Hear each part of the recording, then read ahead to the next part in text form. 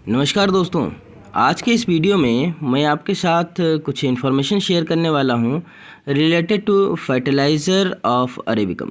अरेबिकम के लिए फर्टिलाइज़र ज़रूरी है या नहीं ज़रूरी है, और ज़रूरी है तो कितना ज़रूरी है, और नहीं ज़रूरी है तो क्यों नहीं ज़रूरी है। दोस्तों, जो सबसे पहले मैं आपको बात बताने वाला हूँ कि अरेबिकम जो हमारा होता है उसकी फ़र्टिलाइज़र रिक्वायरमेंट जो होती है वो ज़्यादा होती है।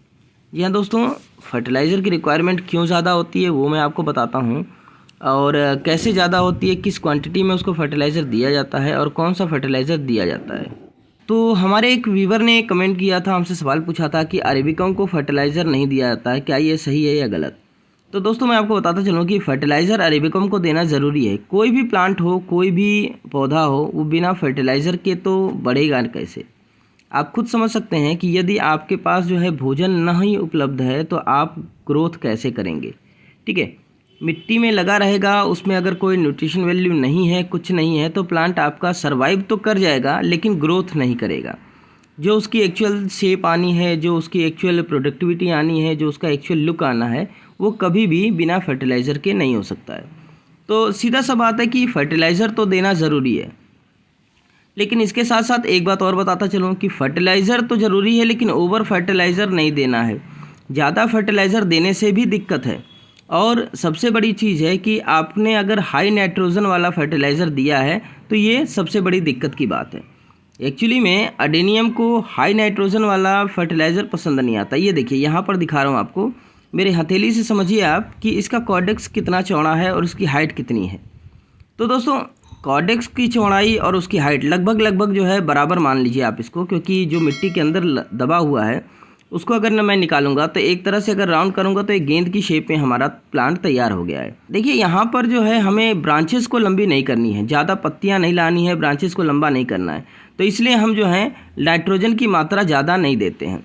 तो हम बता रहे हैं आपको कि अगर आपको अपने अरेबिकम में फर्टिलाइज़र देना है, अरेबिकम को फर्टिलाइज़ करना है, ये देखिए यहाँ पर कितना बढ़िया जो है इसका कॉर्डेक्स से मोटाई देखिए इसकी।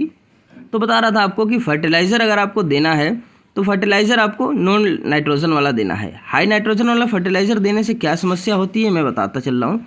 देखिए, फ्लावरिंग तो आपका करेगा ही प्लांट, आपकी ब्रांचेस भी ग्रो करे, कॉर्डेक्स भी बढ़ेगा, लेकिन जो शेप हमको चाहिए, जो हमें कॉम्पैक्ट लुक चाहिए या लॉन्ग लुक चाहिए, उसके हिसाब से हमें जो है फर्टिलाइज़ करना होता है। अब ये देखिए, एक आर्सियन की वैरायटी है। ये आर्सियन की वैरायटी कितना भी करिए तो ये थोड़ी सी कंपेयर टू लॉन्ग ही रहती है, ये कोई कॉम्पैक्ट वैरायटी नहीं होती है। तो ये मीडियम साइज़ की वैरायटी होती है। तो देखिए, यहाँ पर इंटरनोडल गैप्स इसके बढ़े हुए हैं।